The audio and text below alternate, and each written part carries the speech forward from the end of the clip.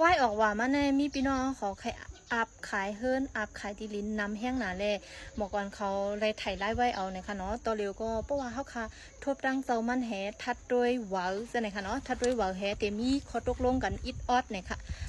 ยาก็ตึงบางกะขันมันกะขันห้องมันกะขันขายมันกะคือจะไหนค่ะเพราะว่าเด็ดตัวย่อเขาขายย้อนด้วยหวาย่อเนี่ยก็เขาค่ะดีไถแหต่างเนื้อเลี้ยงกำเดียวเนี่ยค่ะเนาะย้อนเพราะว่ามีพี่น้องมาอาบน้ำแห้งหนาเลยเนี่ยเขาค่ะเดินอาทิตย์ลูกลงไงขึ้นมาไถเทียงปองนะมันเลยปั่นข้าวย่ำแห้งหนาค่ะนะนี่นั่นเลยต่อเลยเนี่ยหมอก่อนเขามามีไว้ดีปอกแบดกุญยองเนี่ยค่ะเนาะดีมีเฮิรนขายหลังนึงเนี่ยค่ะกะขันมันกะหือปีมันกะหือได้ก็ตึกตกลงกันอยู่ค่ะนะติดขึ้นมาต่างไทยต่างวันพี่น้องเขาแรงกั้มเนี่ยค่ะ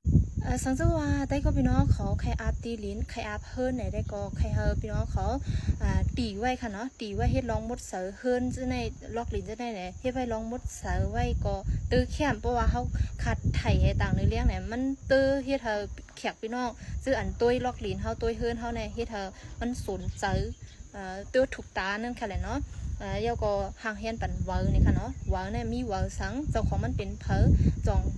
ตกลงกันไว้ไหนคะนะต่อมาว่านี่พี่น้องเกียรติในเสียงเอาไว้มันก็ซับเลี้ยงไว้อยู่มันก็ยำดังเป็นค่ะสังเกตว่าพี่น้องเขาซอกหาเฮิรนห้ามนั้นก็ลอกลิ้นกับคันถูกๆตีเนื้อตรงวิ่งตั้งย่านแน่ไหนได้ก็ตีมีตอนดาพี่น้องเขาน้ำมือจุ่มนินหมายเหมาะก่อนเขาแน่ตีมีตอนดาพี่น้องเขาเลิกเป็นละลายตีเนี่ยค่ะเนาะสังว่าสนใจขั้นไล่เนี่ยก็ตักถามมาอะไรดีหมายฟงจุ่มนินหมายเหมาะก่อนเขาเลยค่ะเนาะยินดีครับตอนอยู่ค่ะมาซึ่งค่ะ